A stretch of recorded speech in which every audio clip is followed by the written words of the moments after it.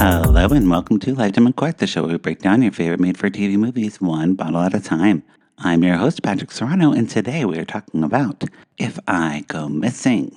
If I Go Missing stars Emma Elle Paterson, Hannah Vandenbygaart, and Robert Bazzocchi. The movie begins with a redhead named Katie getting murdered by a serial killer. 2 years later, we meet Katie's best friend, Sloane, who has been so traumatized by her friend's murder that she starts a podcast.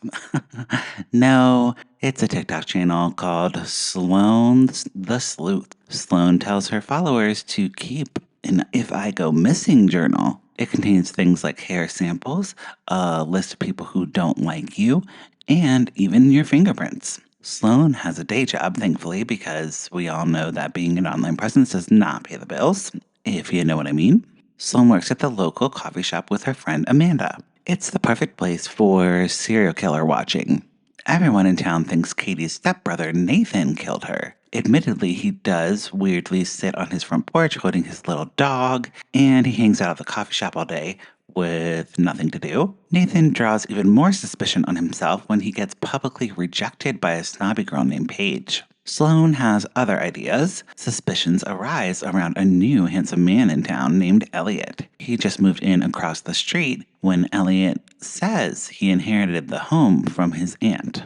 Elliot also has a penchant for brown-haired ladies who happen to all end up murdered. Paige and the other missing girl, Diana, both end up dead. Their body parts are scattered around town and end up being in the coffee shop dumpster. This confirms Sloane's sleuthing, and she tries to warn her cousin Camille, who has taken a liking to Elliot. Camille refuses to make an If I Go Missing journal, even though Sloane has amassed over 100,000 followers and must be doing something right. Camille dates Elliot and learns that he had a sister who died of cancer. He shows her his vulnerable side, and she is sure that he is not a killer. Camille gets some rude messages online for being seen with Elliot. Sloane tries to dress up like Camille and trick Elliot by seducing him. He tells Sloane that she is not his type, which confuses her because she stole Camille's glasses and wears a brown wig to look just like her, so obviously she is his type. Sloane worries about her cousin and makes a makeshift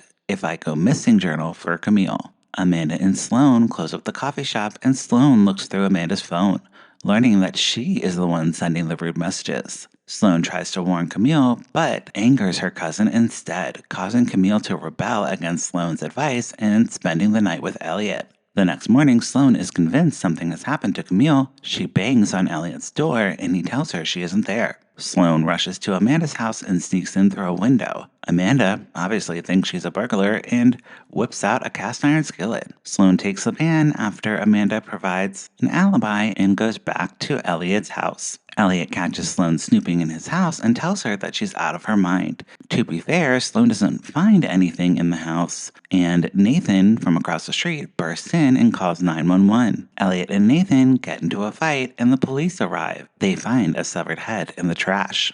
Police take away Elliot, and Sloane gives them the If I Go Missing journal she made for Camille. It helps them identify her body 3 weeks later because Camille is the last victim. Sloane gets ready for her cousin's funeral and sees if Nathan needs a ride. He invites her in to watch a movie sometime, and they hug it out. Then we see what really happened. Nathan, who appeared innocent, was actually the serial killer all along. The movie was showcasing the dangers of our assumptions. Sloane posts on her social media about Camille's death and tells the story of what happened with Elliot. But she's totally wrong. Damn, she thought she had it all figured out.